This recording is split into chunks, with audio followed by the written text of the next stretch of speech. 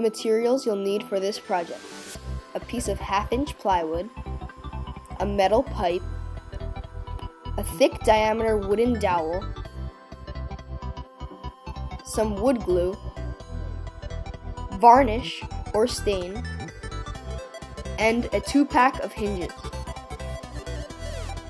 Oh, you'll also need some epoxy and some hose clamps. Start by tracing the design of a stock onto some cardboard. Trace the design onto your 1/2-inch plywood 3 times and then cut it out using a jigsaw.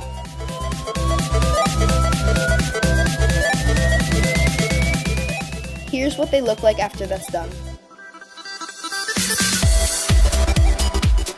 Then glue the 3 pieces together using wood glue. After that, make sure to clamp them up to ensure the bond is good.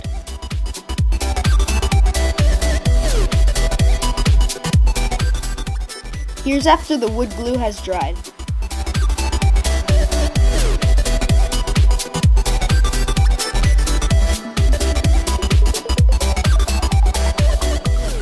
Then begin to even out the sides using a rasp.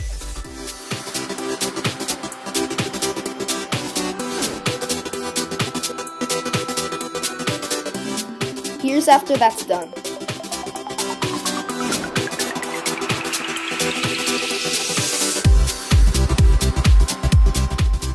Then use a rasp to round the edges.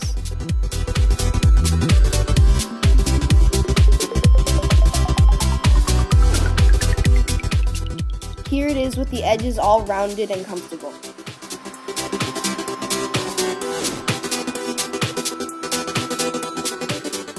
Then fill in a rectangle at the tip. This should be the same diameter as the metal pipe you're using for the barrel. Here I'm using a circular saw to cut some slits in the rectangle. I'll later be able to chisel these slits away to fit in the pipe.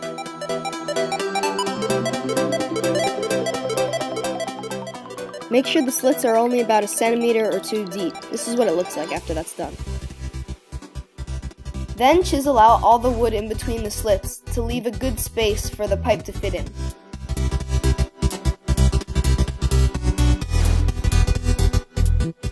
Mark a 1 meter length of pipe and then cut it using a hacksaw. This will be the barrel.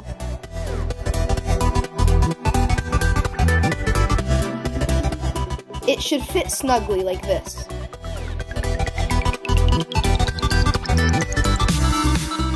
Then drill a hole through the stock. This should be the same diameter as your wooden dowel and should be positioned where you want your trigger to be.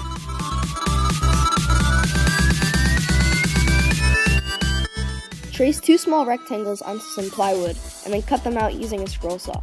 Then glue them together using epoxy or wood glue. Here's what it looks like. Then clean up the sides.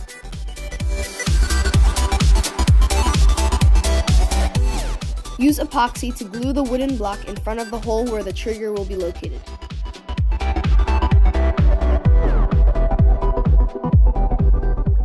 Just like this.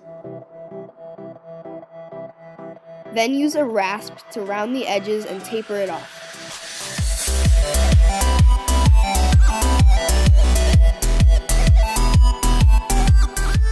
I made mine in this shape to make it look better.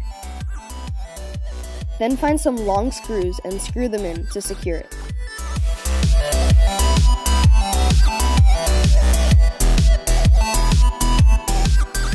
I then filed the heads down flush, but you don't need to do this. Just for convenience, I drilled a small 6mm hole in the block to insert a magnet with epoxy. This will make reloading much easier when the rifle's finished. Mix some epoxy and sawdust and fill it in the channel. Then insert the tube and clamp it down while the glue hardens. Here's 24 hours later when the epoxy is fully hardened.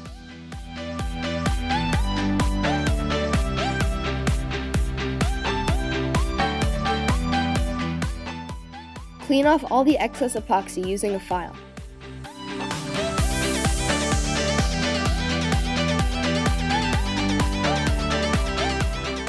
Like this.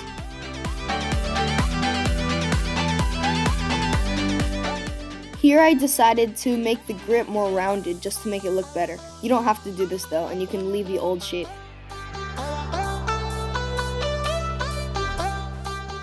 I then decided to add another barrel to make it look like a double-barreled shotgun. So just drill a hole under the first barrel and then insert a second barrel of the same length. Be sure to glue the second barrel in with epoxy too. Then use metal files to remove all the deep scratches from the stock. Here's what the gun looks like after that's all done.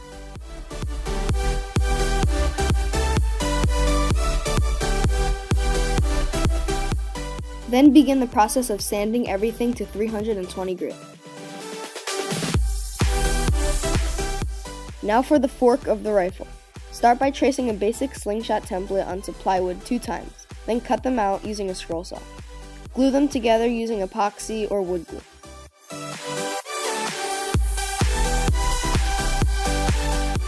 Here's what the 2 pieces look like glued together. Then rasp the sides flush. And round the edges too. Here's after that's done.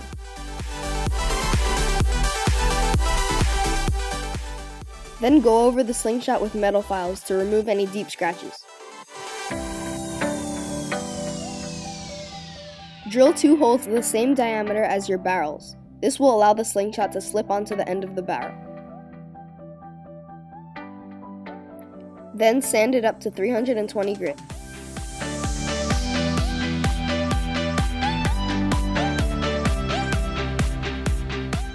Now for the last component on this gun, the trigger mechanism. Start by tracing a rectangle onto some 1/2-inch plywood. Mine was about 7.5 by 2.5 centimeters. Then cut it out with a scroll saw. And round the edges using rasps and files.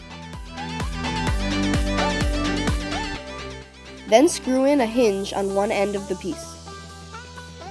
Also cut off an 8 centimeter long piece of dowel.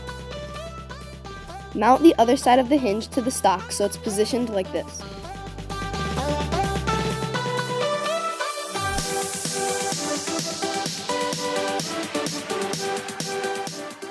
Now all the parts are completed and the slingshot rifle is ready to be stained.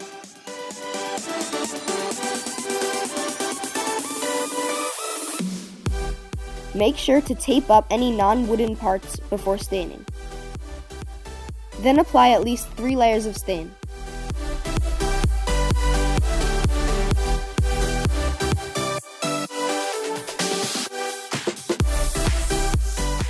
Here's what it looks like after all the parts are stained. I actually used a stain and polyurethane mixed in one so that they would also be slightly shiny and protected. Then go over everything with some steel wool to make it all smooth.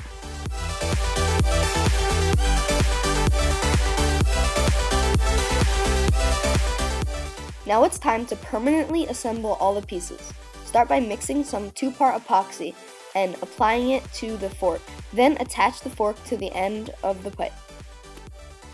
Also be sure to assemble the trigger mechanism by screwing the hinge back into the stock. Now in order to add the hose clamps, which prevent the barrel from slipping out, I first drilled some very thin slots right below the barrel.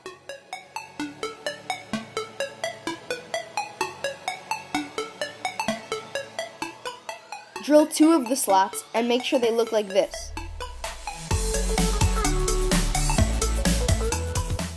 Then attach the hose clamps and tighten them down. Now the length of my bands are about 18 centimeters, but the way to calculate your own is to divide your draw length by 5, and that will give you an adequate band length. Mine also taper from 7 centimeters to 5.5 centimeters. The pouch I'm using is made from leather and is about 8 centimeters long. It should also be the same width as your ammo that you plan to be using. Then attach the bands to your pouch. And attach the band set to the fork. And here's the slingshot rifle all finished and ready to be tested out.